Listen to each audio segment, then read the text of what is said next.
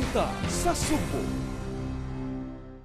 Balik sa dugang pa nga mga balita ang kadagkuhan sa dakbayan sa Batak, Ilocos Norte aniya karon sa Subo ug miduaw sa Kapitolyo aron pagpahigayon sa ilang courtesy call ngadto kang Gobernador Gwen Garcia aniya karon ang hingpit nga taho.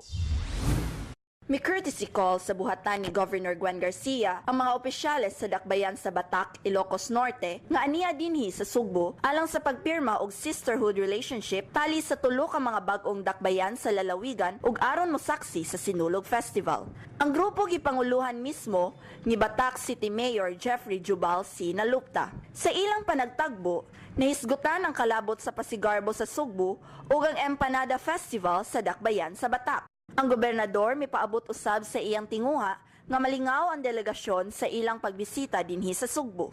Ang maong pamahayag sa gobernador gitubag usab dayon sa mayor sa Batak. We are enjoying our stay in Cebu. We've been here again last August. Gitapos ang maong panagtagbo pinaagi sa pagbinayloay og mga gasa. Maria Grace Fe Barreto, USJ Arliacom intern, kini ang balita sa Sugbo.